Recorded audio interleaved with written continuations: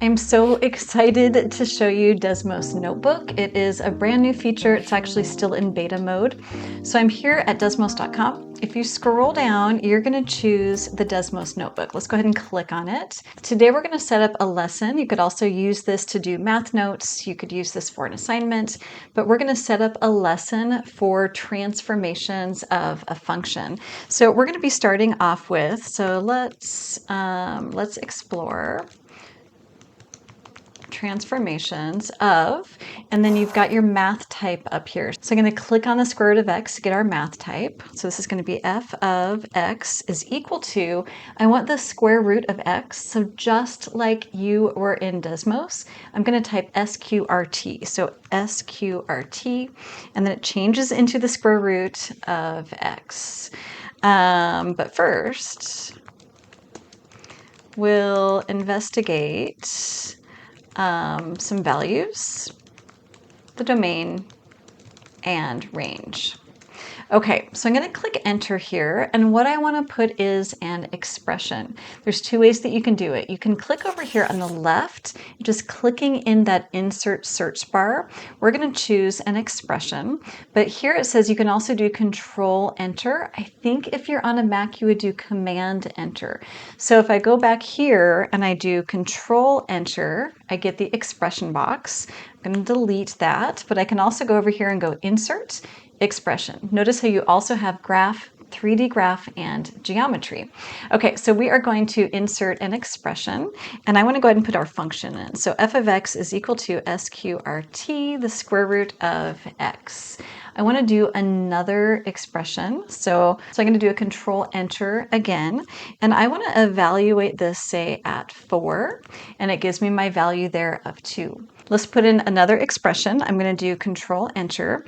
This time I'm going to put in the variable a, and I'm going to say a is equal to, let's do 25. So a is equal to 25. And then as another expression, control enter, I can do f of a, and that's equal to 5. But notice how that value a now shows up as one of our notebook variables. And it's right now got 25 as the value. But these 3 dots over here give me some variable options, including adding a slider. So now I can add a slider, and instead of keeping a at 25, I can explore the domain and range here by sliding through different inputs of our function. So notice how I'm getting a value back until I'm still at 0. I get a value back at 0, but then it's undefined. So I can see that my inputs start being defined at 0 and above.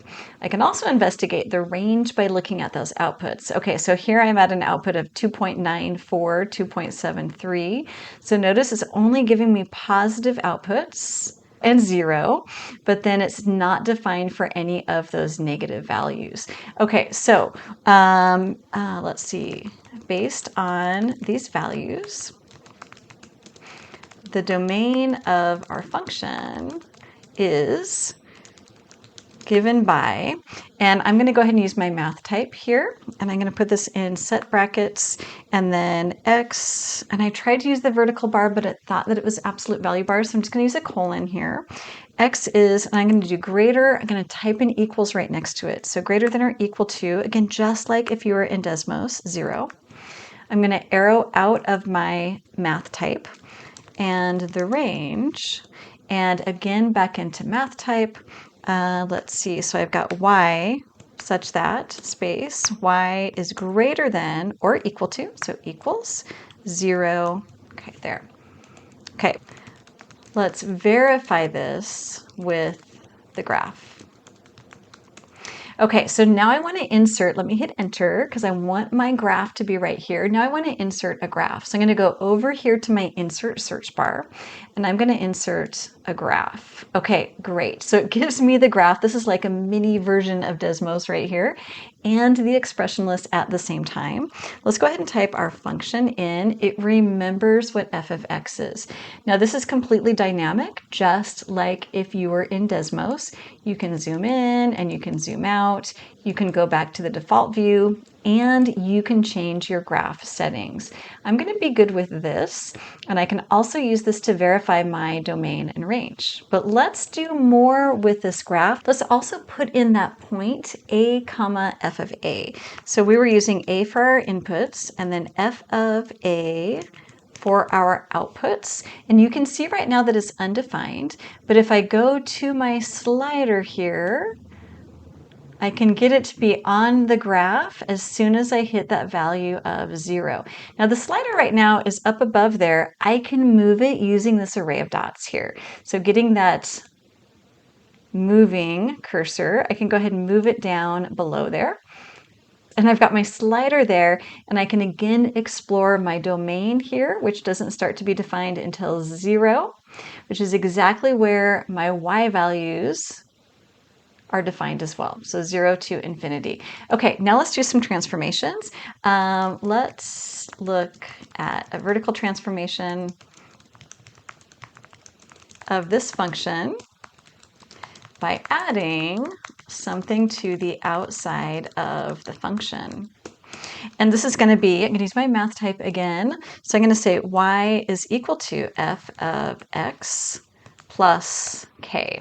Okay, I'm going to go ahead and put my graph in here.